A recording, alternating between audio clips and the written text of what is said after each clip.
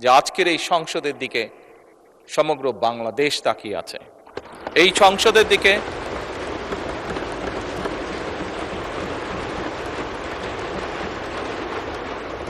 পৃথিবীর প্রতিটি কর্নারে যেখানেই একজন বাংলাদেশি আছে, সম্ভবত প্রত্যেকটি মানুষ এই সংসদের বর্তমান এবং এই সংসদের ভবিষ্যতের দিকে তাকিয়ে আছে একটি দৃঢ় প্রত্যাশা, আশা নিয়ে।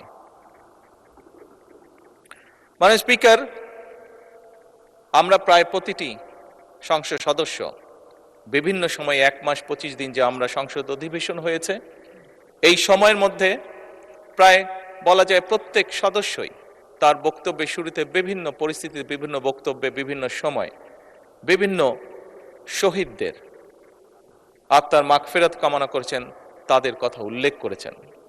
আমরা শ্রদ্ধা নিবেদন করলাম, শ্রদ্ধা নিবেদন করেছি, ইনশাআল্লাহ ভবিষ্যতেও আমরা শ্রদ্ধা নিবেদন করব। কিন্তু মাননীয় স্পিকার, শুধু কি শ্রদ্ধা নিবেদন করলেই শহীদদের প্রতি আমাদের কর্তব্য শেষ হয়ে যাবে? অবশ্যই নয় মাননীয় স্পিকার।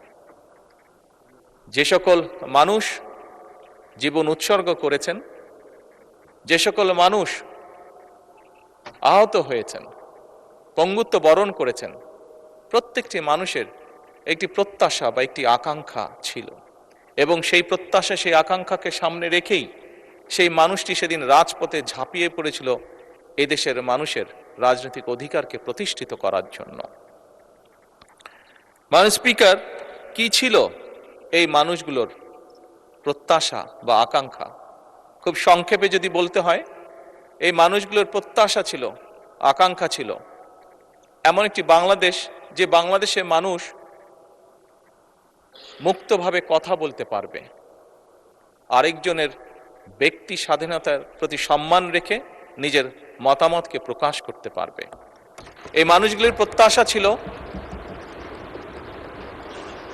এমন একটি বাংলাদেশ যেখানে তারা তাদের যোগ্যতা অনুযায়ী তারা তাদের কর্মসংস্থানের ব্যবস্থা করতে পারবে, তাদের জীবন পরিচালনা করতে পারবে।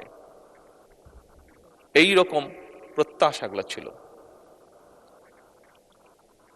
মাননীয় স্পিকার, আমি আবারও বিরোধী দলীয় নেতার সাথে একমত প্রকাশ করছি।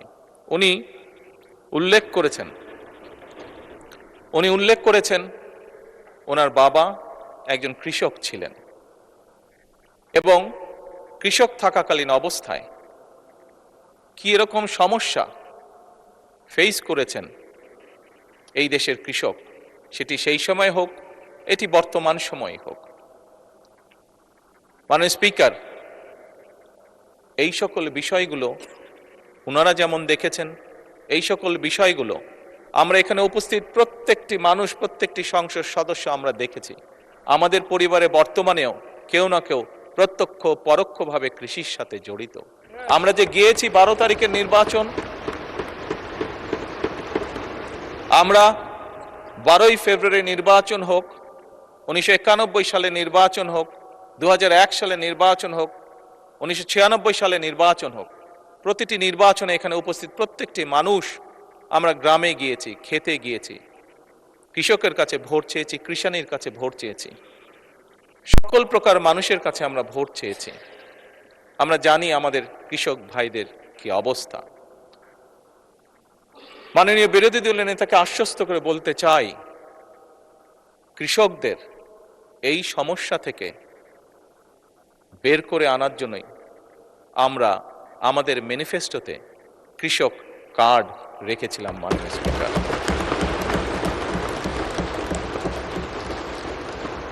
আবারও নির্দ্বিধায় বলতে হবে, আল্লাহ রব্বুল আলমের কাছে শুকরিয়া আদায় করা ছাড়া কোনোই উপায় নেই।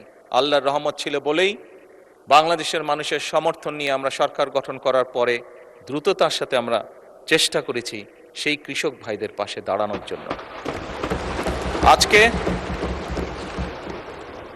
আজকে হ্যাঁ মাননীয় স্পিকার, হয়তো অনেকেই বলতে পারে যে কয়জনকে আপনারা দিয়েছেন কৃষক কার্ড। আমরা দেওয়া শুরু করেছি মাননীয় স্পিকার, পর্যায়ক্রমিকভাবে।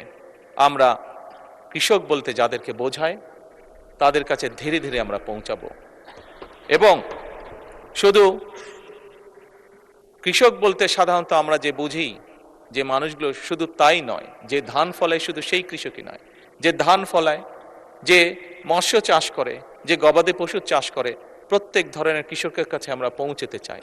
এবং এটাই বলতে পারি, আমরা মাননীয় স্পিকার শুরু করেছি, আল্লাহর রহমতে আমরা এই কাজটি শুরু করেছি, কৃষকের ভাগ্য পরিবর্তনের কাজ আমরা শুরু করেছি, এই সংসদে নির্বাচিত প্রতিনিধিরা শুরু করেছে। এবং একটু আগে বিরোধী দলের নেতা ওই গ্যালারি দেখিয়ে বললেন যে ওখানে ভবিষ্যৎ প্রজন্ম, ইনশাল্লাহ তারা সেই কাজটিকে এগিয়ে নিয়ে যাবে এই কৃষকদের ভাগ্য পরিবর্তন করার জন্য।